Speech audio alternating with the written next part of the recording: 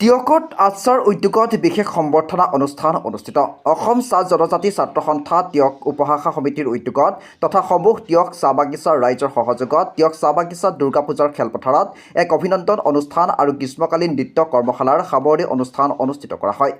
আছাৰ টিয়ক উপভাষাৰ সভাপতি এপল কিস্কৰ সভাপতিত্বত আয়োজিত এই সভাত মৰিয়নিৰ বিধায়ক ৰূপজ্যোতি কুৰ্মী, বলমা জিলা পৰিষদৰ সদস্য সুৰজিৎ শইকীয়া, অসম জাতীয়তাবাদী যুৱ ছাত্ৰ পৰিষদৰ কেন্দ্ৰীয় কাৰ্যনিৰ্বাহক সদস্য ৰন্তু ভূঞা, চেলেংঘাট হেল্থ ক্লাবৰ সঞ্চালক তুষাৰ পাল, আচ্ছা যোৰহাট জিলা সভাপতি গকুল মাঝি, টিয়ক শাখাৰ উপদেষ্টা উদয়ন কুৰ্মী, সভাপতি দীনেশ চাহু, যুৱক শিক্ষক মুকুল বৰুৱা, ৰোহিত চেত্ৰীকে প্ৰমুখ্য কৰি কেইবাগৰাকীও বিশিষ্ট ব্যক্তি উপস্থিত থাকি সভাৰ সৌষ্ঠব্য বৃদ্ধি কৰে।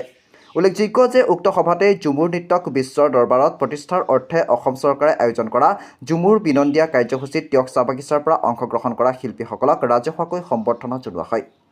ইফালে টিয়ক চাহ বাগিচাৰ সদ্যঘোষিত হাইস্কুল আৰু উচ্চতৰ মাধ্যমিক চূড়ান্ত পৰীক্ষাত সুখ্যাতিৰে উত্তীৰ্ণ হোৱা 250গৰাকী কৃতি ছাত্ৰ ছাত্ৰীক বিশেষ সম্বৰ্ধনা জনায়। এই পদক্ষেপে অনাগত দিনবোৰত বিশেষকৈ বাগিচা অঞ্চলত শিক্ষাৰ্থীসকলক অধিক উৎসাহিত কৰিব বুলি আশা প্ৰকাশ কৰে উদ্যোক্তাসকলে।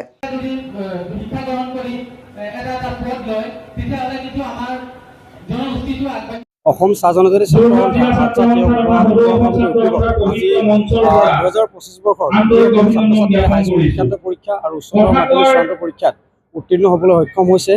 ইয়াৰ উপৰিও ঝুমুৰ বিনন্দীত অংশগ্ৰহণ কৰা টিয়ক চাহ বাগিচাৰ অন্তৰ্গত যিবোৰ বাগিচা আছে সেই বাগিচাৰ শিল্পীসকলক সম্বৰ্ধনা জনোৱাৰ উদ্দেশ্যে আজি অভিনন্দন অনুষ্ঠান অনুষ্ঠিত কৰিছিলোঁ।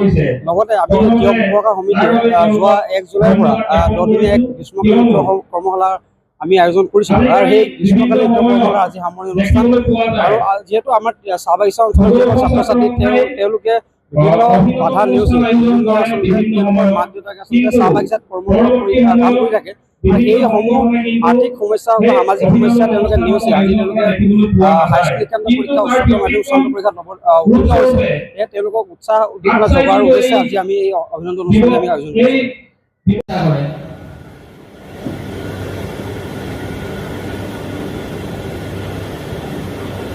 পূৰ্বতে প্ৰত্যেকজন আচ্ছা কৰ্মীৰে সপোন আছিল কেন্দ্ৰীয় সমিতিৰ সভাপতি ধীৰাজ গোৱালা ডাঙৰীয়া নেতৃত্বাধীন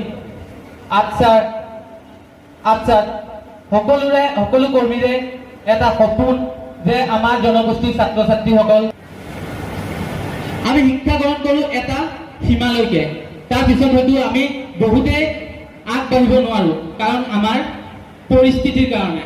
আমি পৰিস্থিতিটোলৈ বাগানত কাম কৰি যিখিনি টকা উপাৰ্জন কৰে হয়তো উচ্চ শিক্ষাৰ বাবে দিব নোৱাৰিবও পাৰে, কিন্তু আমি যদি মনোভাৱ ৰাখোঁ, যদি আমি ইচ্ছা কৰোঁ, তেতিয়া কিন্তু আমি আগবাঢ়ি যাব পাৰিম। তেতিয়া ঘৰৰ হক লৈ যাব পাৰে।